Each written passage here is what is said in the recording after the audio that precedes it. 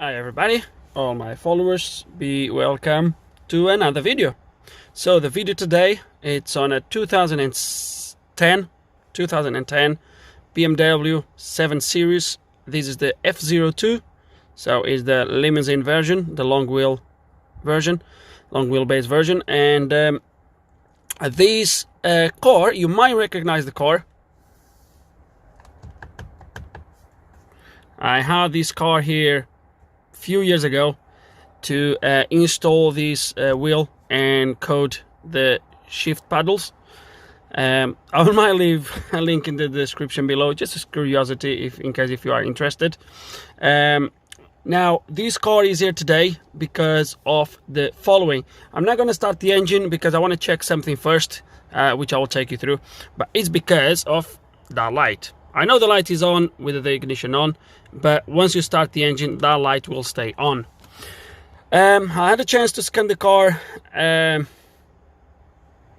about a week ago, maybe less than that, with the maxi-sys, and there was mainly two codes that, in my opinion, would make the lights come on, which we're going to check them because I've cleared the codes. The codes came, well, the light came back on. I haven't scanned the car ever since. The car was dropped here, and today we're going to scan it and try to figure out what is wrong. At the time with the maxi-sys, I've checked the codes, I've checked some live data, and was something that didn't sound very good in there. And that's the reason why I haven't started the engine yet, because I want to check now with the engine cold. ICE is just finishing its checks, so once that's done, we'll have a look at some stuff in there. Okay, ICE is just finishing pretty much.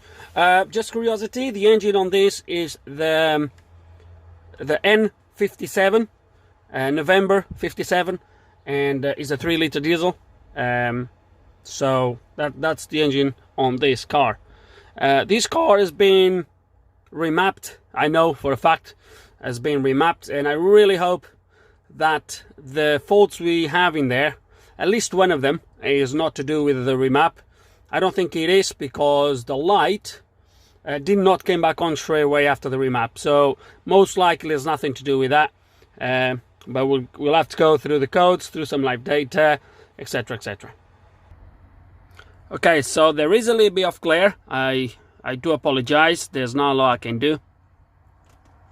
So it's gonna call up ECU functions. Ah, damn it, I should have read the codes first. I'm not sure if I can read the codes over there. A little bit like that. No, it's worse. It is worse.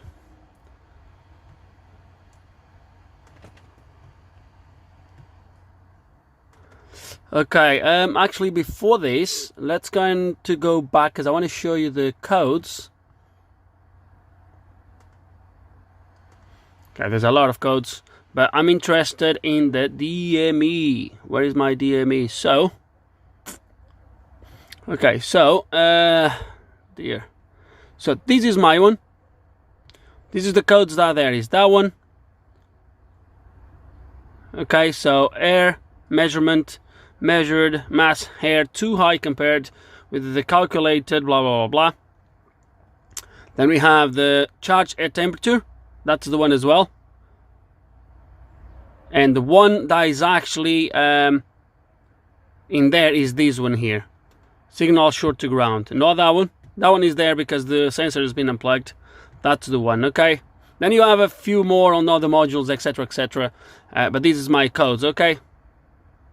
So 29F900 and 25F800. So these are my two codes. This it says existent, it says no. So I have a feeling this is the one that is causing my light at the moment, perhaps. But definitely they were both in there at the time. So I'm not going to clear the fault codes. We're just going to, at the moment, everything is connected. So I want to come back to, oh dear, vehicle information. There. And call up ECU functions. It might be a little bit of shaky on the screen because I'm zooming the screen and holding the phone. I do apologize. Hopefully it's not going to be too much. Okay, so let's gonna go to diagnose scan, and the first thing I want to see is the following. Is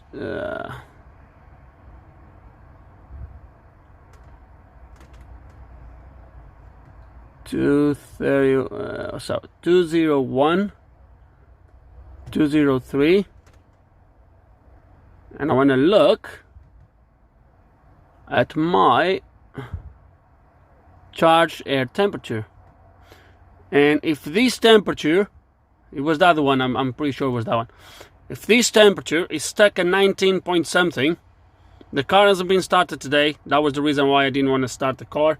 And there is about 5 degrees outside, as you can see in there, about 5 degrees. So no way the temperature on my inside that house is gonna be 19 degrees or 14 degrees even. Haha, boom, that's wrong. No way that's gonna be 14 degrees inside that house. So I haven't even started the car today, as I said, so that straight away to me is wrong. Actually, it was 14, yeah, it was 14.96. Hold on, I'm gonna put a picture here from the live data at that time when the car was actually warm, quite warm. Normal engine temperature, and I'm gonna put a screen here so you can see at the time it was matching exact the same.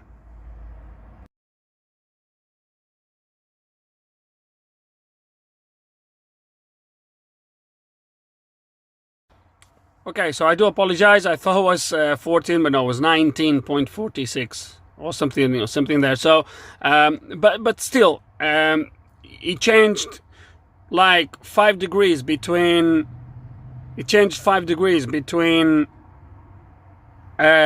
engine completely cold and engine completely warmed up. Nah, I don't bite that one. That temperature is going to be wrong most likely, so something's not right there with that sensor.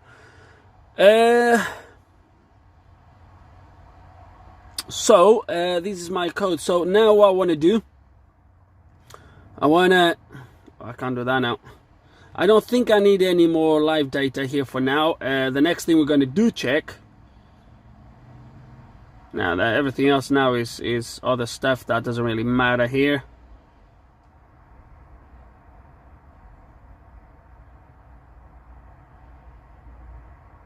Let's, for example, get just this live data, another temperature here, just so we can start to compare. I'm sure I will have an intake air temperature as well, which that should match pretty much my air temperature. Not really sure if I want that one, but doesn't matter. Ambient temperature. Pressure, ambient pressure, intake air temperature. So that's the one I want as well. Okay, let's gonna read these states now. So let's gonna see. So 5 degrees ambient temperature, as I've showed you in there. Then we have intake air temperature, 13 degrees. Wow.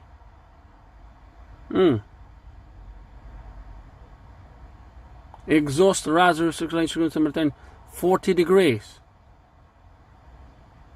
Nah, this is not right. I haven't started the engine today.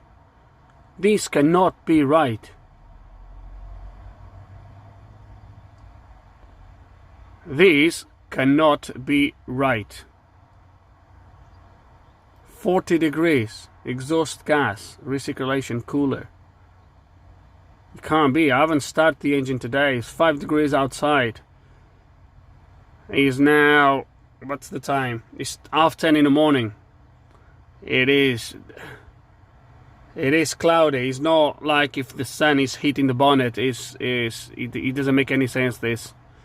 These temperatures here, they don't make any sense. But as I said, the car has been remapped, so I don't know what's been done around there. Let's gonna do something here quickly. So let's gonna focus on my another intake. Charged air temperature 1496. Okay, so right now I have my charged, what I believe is my charged air temperature sensor disconnected, and I still have 14.96 degrees.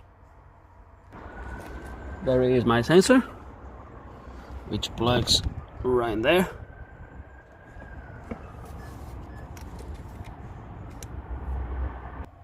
And as you can see, I still have the same reading. I'm pretty much sure that's my sensor, but we're going to go through some checks here just to make sure, and we'll go from there.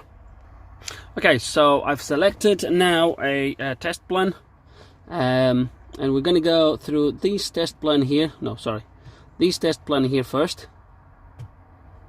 Come on, that one in there. Charge air temperature sensor and intake air temperature sensors, and then there's going to be something more down below for my, where's my mouse? There. For my air mass test, which is right there, which we'll do it at a later stage. Actually, I could be using, nah, it's not working. Okay, so it's going to start with that one in there.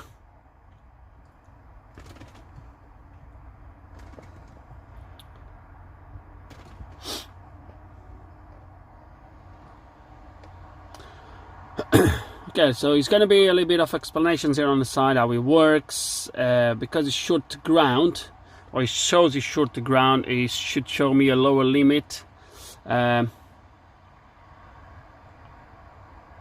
So I want to go for this one. So there we go. So this is the upper limit when it's short to positive. That's when it's short to ground. So I want to go for the short to ground, because the short to positive, I'm pretty sure that's when I've disconnected the sensor. So is this still disconnected? Yes, I will have to connect it back in. Hold on. Okay, so the sensor is connected back in, so we're gonna go with number 2. I have the camera right in front of me. So number 2. So this is my sensor. So where is right, hold on a second, let me go there. My wire diagram. It's going to go full screen. It's going to zoom in a little bit. Okay, so that's exactly what I was really confused about. It's why I only have one wire there. That's a one wire sensor, and I was really confused about that. Let me see where the sensor is.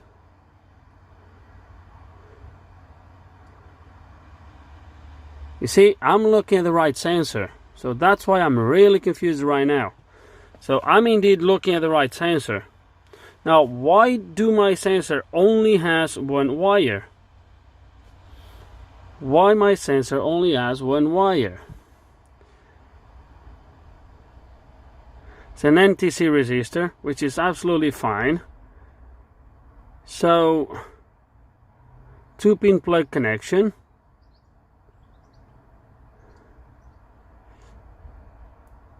So air temperature sensor, item 1. So signal, air temperature terminal 31. Electronics, earth, ground. So one is earth, the other one is the signal. So obviously the resistance changes with the temperature, and that's all it does. Okay, so why I only have one wire there? Yeah, spot on. That's exactly where I am. Now, why do I only have one wire there? Oh, crap. Oh, crap. Okay, so it's no point to come here for this or that. This is for my airflow sensor. That's something completely different. The sensor on this works on hertz, so it's no voltage, is the frequency that changes as the air flows through. Anyway, that's not important for now. Let's close. Oh, no.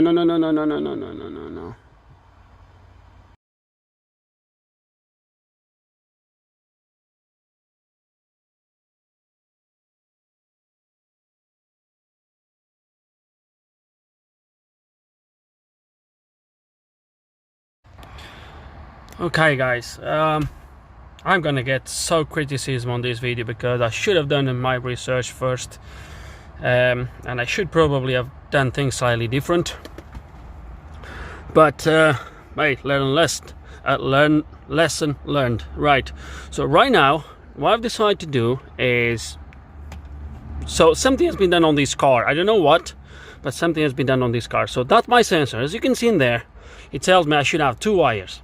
Okay, 2 wires for my sensor, 2 wires, pin 1 and pin 2. So pin 1, I believe, I'm not sure which one is the signal now, but that, I think it showed back in the past. But anyway, so pin 1 and pin 2. Pin 1 goes to my pin 50 on my ECU. Oh damn it. Okay, and pin 2 goes on my pin 49. Now my plug, so this is my plug. So as you can see in there, pin 50, pin 49, these 2 pins here, okay? And my connector, as you can see in there, is my X2008, same in there, X2008. That's my second connector from there. So we have first connector X209 and then X0008. Okay, so this is the front of the car, so it's the second plug from the front. Okay, and now let's gonna do some measurements. Okay, so I have one probe on the sensor, pin number 1, and I've disconnected already this. So as you can see, my black plug, my black plug, sorry about that, is my plug from here, and this is my first plug. There we go. So my black plug is the one we need to measure. Okay, so as you can see in there, just as by the drawing, 49 and 50. So right there, it's pin 50, the one behind is 49. And now, let me put it like this, so you can actually see that. So it's still connected there on pin 1, as you might be able to I can't really show you, but there is connected to pin number 1, which is the one that has a wire. When I come here on my plug, pin 50 have nothing, pin 49 I have nothing.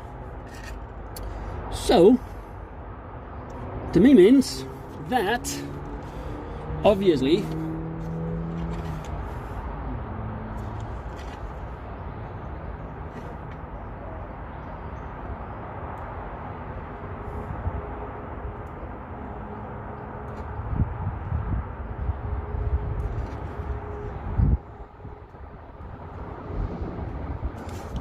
that to me means that plug doesn't belong there.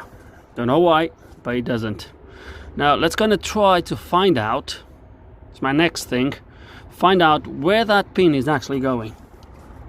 Because I have a feeling I know exactly where that plug is from. But let's gonna find out where this is coming from. Oh, hold on, let me put this into buzzer mode.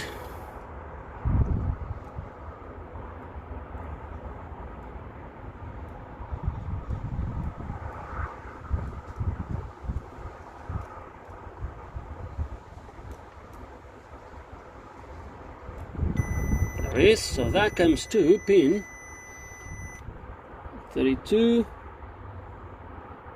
31, 30, pin 29. So that goes to pin 29. Let's find out what pin 29 is. Okay guys, and I think I found the issue. So I've checked on some other diagrams, not on Eyster, to go through the diagrams, and they will take me a little bit longer, so I went elsewhere and a quick checked, and I found the issue. So have you seen in there oil pressure, something, plausibility or something like that?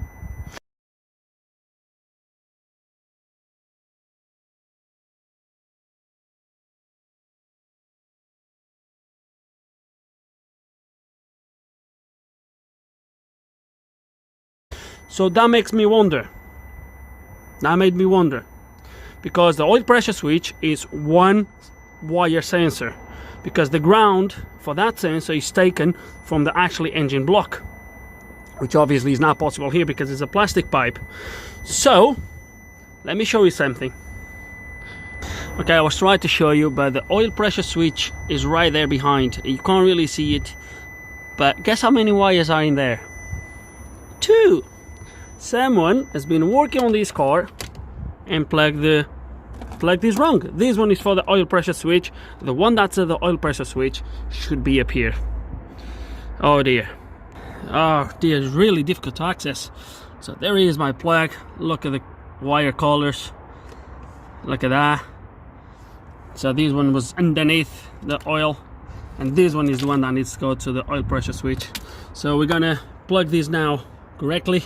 I can guarantee you my codes will go away, and then we'll go through the airflow, through the air mass faults, because I'm strongly believe that was the cause of all that, because obviously when the CU uses the actually temperature of the air pressure to actually calculate the air mass as well, the air mass. So everything is linked together, so I strongly believe that's the problem. But nevertheless, we're gonna check it. I'll take you through all that was written on those test plans. I've just skipped through, but which I shouldn't have probably, but yeah, we found the problem, guys. That's the most important. So let's gonna plug all these back in and see how it goes. Okay, and we are back here now. I'm quite confident that the problem is going to be solved now. So let's gonna turn my ignition on. Now let's gonna go back, close this. Oh dear. Now I don't know yet, guys, how I'm gonna edit this video. There we go, look at that. You see my oil pressure switch? Where is my faults? Let's gonna go back, because there we go. You see oil pressure switch. So this fault was also here before, so in relation to engine something. But you see, so okay, so as I was saying, as I said earlier, I'm going to be probably shot by someone out there. I had someone very recently absolutely on a rampage, because a few years ago on a video I did not give enough information, or I possibly gave some misleading information. Anyway, it was a simple fix in the end, and I struggled a little bit to find it, but I found the issue in the end, and that person just been anyway, moving forward, this is the same case. The thing is, guys, I could have well figured out the problem and start to record the video then and just make it look like I knew it all and blah blah blah, but I didn't. This is the struggles I went through. I could never figure out that someone would have obviously switched the plugs, but the fact that that sensor was only one wire there for the NTC sensor, that was really strange to me. I took the plug to make sure the wire, I've opened the loom at the back to make sure the wire was not ripped or was not cut or something like that. Everything was there, so it was only one wire, that was it. But yeah, we got there in the end, guys. I think that's the main thing, is that I've struggled, but I got there. So what I'm going to do now, we're going to clear the faults again, and as you have seen before, that fault would come straight away, would not go away at all. And as I said, the DME, the DDE, the engine issue excuse me, uses that sensor to also work out the airflow system. So that's an important sensor. If that sensor fails, the ECU will start to use other values, and I'm pretty sure that's why that temperature was in there, 14 point something, and then I've seen it at 19 point something with the engine fully warmed. So as you can see, fault is gone straight away. Look at that. So cast faults, etc, etc. Don't know why that cast faults in there. So I'm going to start the engine, because I've been here with the car Okay, I've been here with the car just with the ignition on, so let's gonna go now again and check what temperature we have, because I'm really curious to see. So diagnostic scan. Oh, please focus. Diagnosis request. It's gonna go down now to check everything again. The 201, 203, and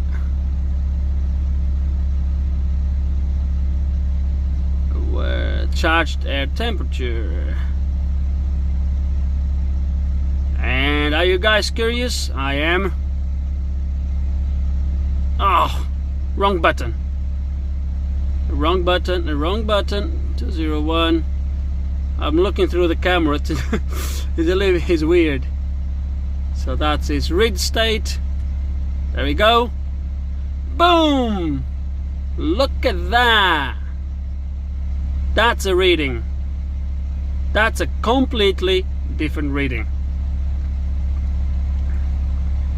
Even because if I stop reading state and I go to my, where's my intake air temperature? Ambient temperature.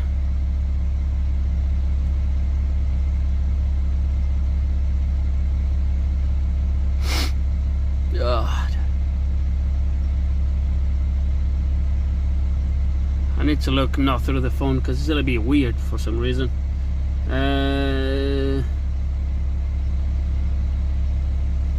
Ambient temperature, that's the ambient temperature. We can just put it there just for ambient pressure, oil pressure, switch status. That's gonna work now, obviously.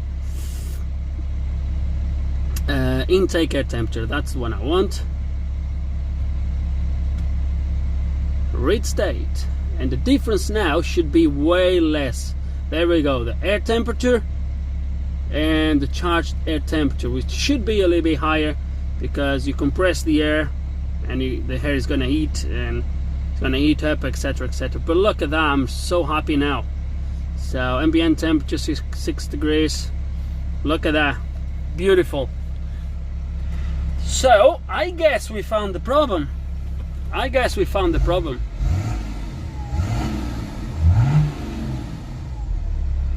See, when I press the accelerator, temperature goes up a little bit because you compress the air. But the temperature is no longer stuck. And I'm really happy with this. So as I said, I don't know how I'm going to edit this video. But in the end, we figured out the problem. I'm pretty sure the airflow now will not gonna show any faults, most likely.